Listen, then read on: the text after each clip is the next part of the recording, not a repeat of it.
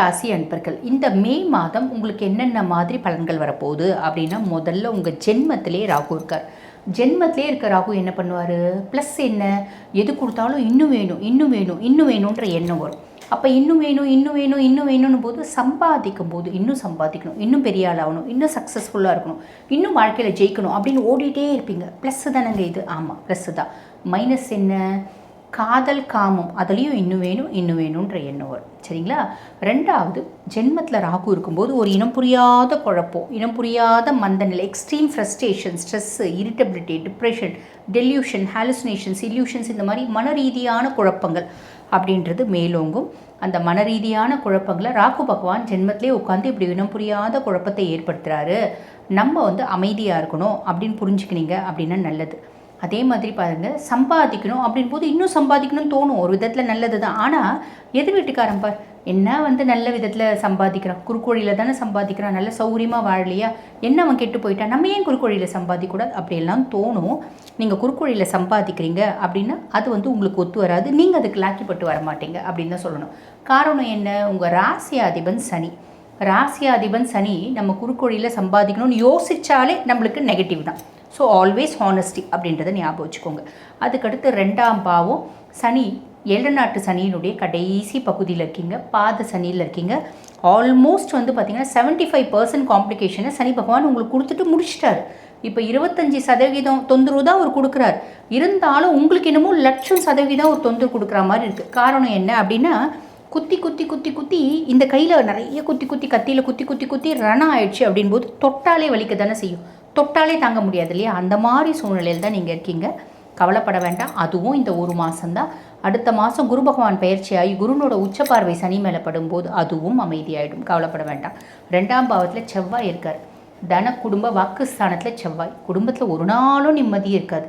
ஒரு நாளைக்கு ஒரு பிரச்சனை, ஒரு நாளைக்கு ஒரு பஞ்சாயத்து. பேசினாலே நம்ம சாதாரணமாக நல்லபடியாக பேசினா கூட எதிராளி நம்ம கூட சண்டை போடுறதுக்கு ரெடியாக இருப்போம். அப்போ நம்ம என்ன பண்ண முடியும்? நம்ம நல்லபடியாக பேசுகிறதும் வேண்டாம், பேசுகிறதே வேண்டாம் அப்படின்ற மாதிரி அவாய்ட் பண்ணிடுறது நல்லதுமா. அதுக்கடுத்து 3ஆம் பாவம் உங்களோட முயற்சி ஸ்தானத்தில் சூரியனும் புதனும். என்ன பிரச்சனை இருந்தாலும் ஓடிட்டே இருப்பீங்க, ஓடிட்டே தான் இருக்கணும். உங்களோட முயற்சி திருவினையாக்கும் அப்படின்றது ஒரு காலகட்டத்தில் சாலிடாக நடக்கும்.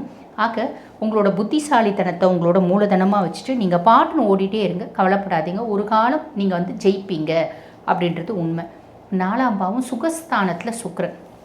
எது எப்படி இருந்தாலும் உங்களுக்கு ஒரு கம்ஃபர்டான வாழ்க்கை. ரொம்ப நாங்கள் பார்த்திங்கன்னா மனதளவில் கஷ்டப்பட்டாலும் சாப்பாட்டுக்கு கஷ்டப்படலைங்க, காசு பணம் அப்படியே நாங்கள் சுதாரிச்சிடுறோம். வேலையில் எவ்வளோ பிரச்சனை இருந்தாலும் நாங்கள் டேக்கிள் பண்ணிக்கிறோம், நாங்கள் பாட்டுன்னு வேலை செய்கிறோம், ஒரு கம்ஃபர்ட்டாக தான் இருக்கிறோம். இப்படின்ற ஒரு அமைப்பை யார் கொடுக்குறாரு அப்படின்னா சுக்கிரன் கொடுக்குறாரு. அதுக்கும் மேலே நீங்கள் செய்யக்கூடிய தொழிலில் பெண்கள் ஏதோ ஒரு விதத்தில் உங்களுக்கு சப்போர்ட்டிவாக இருக்காங்க. அந்த பெண்கள்னால ஒரு ஆதாயம், ஒரு கம்ஃபர்ட் அப்படின்றத அனுபவிக்கிறீங்க. அம்மானோட சப்போர்ட்டும் இருக்குது. ஸோ இது பார்த்திங்கன்னா ஒரு பெரிய ப்ளஸ். 5ஆம் பாவம் பூர்வ புண்ணியஸ்தானம் புத்திரஸ்தானத்தில் பார்த்திங்கன்னா குரு பகவான் இருக்கார். பொதுவாக ஒரு வார்த்தை சொல்லுவாங்க, 5ல் குரு கெஞ்சினாலும் கிடைக்காது அப்படிம்பாங்க. இவ்வளோ பிரச்சனையிலையும் நீங்கள் ஓரளவுக்கு சுதாரிச்சுட்டு ஓடிட்டுருக்கீங்க அப்படின்னா அது குருனால். இது வரைக்கும் எத்தனை பொறுப்பு எடுத்திருப்பீங்க, அத்துணை பொறுப்புலையும் எத்தனை நல்ல கர்மாக்கள் செஞ்சுருப்பீங்க. எவ்வளோ கஷ்டம் வந்தாலும் அந்த நல்ல கர்மாக்கள் உங்களை காப்பாற்றுது. இவ்வளோ கஷ்ட காலத்துலேயும் உங்களுக்கு ஓரளவுக்கு என்ன பிரச்சனை நடந்தாலும் அட்லாஸ்ட் பரவாயில்ல, எனக்கு ஏதோ ஒரு விதத்தில் நிம்மதி கிடைக்குது அப்படின்னா அது குரு பகவானால். ஸோ எல்லா விதத்துலையும் குரு உங்களுக்கு சப்போர்ட்டிவாக இருந்து வழி நடத்துகிறாரு அப்படின்னு சொல்லலாம். இவ்வளோ பிரச்சனையும் குழந்தைங்கள சார்ந்து மன நிம்மதி, மன சந்தோஷம், பிரச்சனை எது இருந்தாலும் அங்கே குழந்தைங்களால நான் கொஞ்சம் ஹாப்பியாக இருக்கேன் அப்படின்னு சொல்லக்கூடிய அமைப்பு. பூர்வீகத்தில் சொத்து ஏதாவது இருக்குது அப்படின்னா வியாபாரம் பண்ணணும் அப்படின்னா இந்த காலகட்டம் எக்ஸாக்டான காலகட்டம். நீங்கள் 4 புரோக்கர்கிட்ட சொல்லி வச்சிங்க அப்படின்னா நல்ல ரேட்டுக்கு வியாபாரம் அப்படின்றதாகவும் கவலைப்பட வேண்டாம். கலத்திரஸ்தானத்தில் கேது. கலத்திரஸ்தானத்தில் கேது அப்படின்னும் போது உங்களுக்கும் உங்களோட லைஃப் பார்ட்னருக்கும் ஒரு இடைவெளியாகவே தான் இருக்கும். பிரிவினை அப்படின்றது சாலிடாக நோக்கி போகும். இந்த பிரிவினையை மாற்றுறதுக்கு வழியும் வாய்ப்பும் இருக்கா? ராகு கேது பயிற்சி ஆன பின்னாடி 12ஆம் மாதத்துக்கு மேலே அதில் ஒரு மாற்றம் அப்படின்றது வரும். 12ஆம் மாதம் ராகு கேது பயிற்சி ஆன பின்னாடி இதில் ஒரு மாற்றம் அப்படின்றது வரும். கவலைப்பட வேண்டாம். அதே மாதிரி மனைவினால் கடுமையான மன உளைச்சலுக்கு ஆளாகிறது. மனைவிக்கு மருத்துவ செலவு, மனைவி சார்ந்து என்னோட சம்பாதிக்கிறதுல நிறைய செலவாயிடுதுங்க இப்படின்ற விஷயம். ஆக இந்த மாதிரி கணவனுக்கு மனைவி சார்ந்து, மனைவிக்கு கணவன் சார்ந்து, லைஃப் பார்ட்னர் கூட ஒரு காம்ப்ளிகேஷன் அப்படின்றத சந்திப்பீங்க. சந்திச்சுட்டு இருக்கிறீங்க அப்படின்னு சொல்லலாம். உங்கள் பிஸ்னஸ் வந்து பார்ட்னர்ஷிப் கன்சர்ன் வச்சு நீங்கள் நடத்துகிறீங்க அப்படின்னா உங்கள் பார்ட்னர் கூடயும் இதே மாதிரி ஒரு பஞ்சாயத்து ஓடிட்டுருக்கு. ஆக பிளானட்ரி பொசிஷன்ஸ் இப்படி தான் இருக்குது. சரி, பிற்பகுதியில் எப்படி இருக்குது? பிற்பகுதியில் செவ்வாய் வந்து பார்த்திங்கன்னா 3ஆம் பாவத்தில், தம்பி தங்கச்சி ஸ்தானத்தில் செவ்வாய். தம்பி தங்கச்சியும் நம்மளுக்கு வந்து பார்த்திங்கன்னா அப்போசிஷனாக மாறுறதுக்கு வழியும் வாய்ப்பும் உண்டு. அவங்க கூட மனஸ்தாபம், மனசஞ்சலம் இதெல்லாம் வரத்துக்கு வாய்ப்பு உண்டு. உங்களோட முயற்சி அப்படின்றத தீவிரப்படுத்துவீங்க.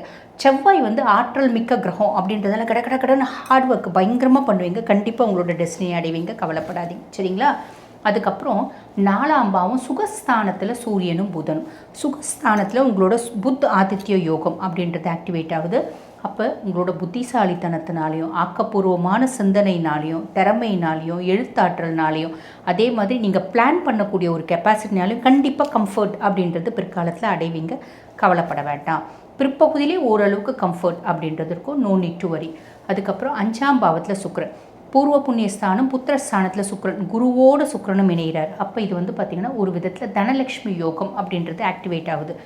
ஏதோ ஒரு விதத்தில் உங்களுக்கு வந்து மே மாதம் பகுதிக்கு மேலே ஒரு குட் லக்கு, ஃபார்ச்சூன், அதிர்ஷ்டம், மேன்மை, முன்னேற்றம் ஏதோ ஒன்று, ஒரு 10 பைசா அதிர்ஷ்டமானா இருக்கலாம், 10 ரூபாய் அதிர்ஷ்டமானா இருக்கலாம், இல்லை 100 ரூபாய் அதிர்ஷ்டமானா இருக்கலாம். ஏதோ ஒன்று வந்து பார்த்திங்கன்னா உங்களுக்கு ஃபேவராக வரும் அப்படின்னு சொல்லலாம். ஸோ உங்களோட பிளானட்ரி பொசிஷன்ஸ் பிரகாரம் எந்தெந்த விஷயத்தில் உங்களுக்கு கவனமாக இருக்கணும் அப்படின்றது சொல்லியிருக்கேன். அதே மாதிரி பார்த்திங்கன்னா வழிபாடு அப்படின்னு சொல்கிறோம் அப்படின்னா நீங்கள் யாரை பேஸ் பண்ணி வழிபாடு சொல்லணும் அப்படின்னா சனியும் பேஸ் பண்ணி வழிபாடு சொல்லணும், ராகுவையும் பேஸ் பண்ணி வழிபாடு சொல்லணும்.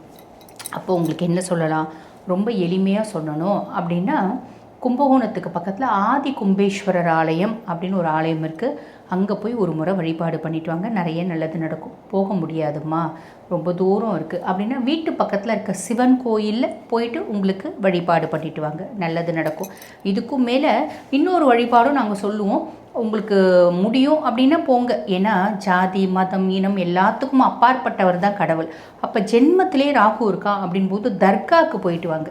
தர்காவுக்கு அடிக்கடிக்கு போயிட்டு வரீங்க அப்படின்போது நம்மளுக்கு அங்கே போய் வழிபாடெல்லாம் பண்ண தெரியாது, எப்படி வழிபாடு பண்ணணும் அப்படிலாம் தெரியாது. சும்மா தர்காவுக்கு போங்க, மற்றவங்க எப்படி பண்ணுறாங்க அந்த மாதிரி நம்ம உட்காந்து இல்லைன்னா சும்மா உட்காந்து பார்த்துட்டு வாங்க, நிறைய நல்லது நடக்கும். புரியுதுங்களா?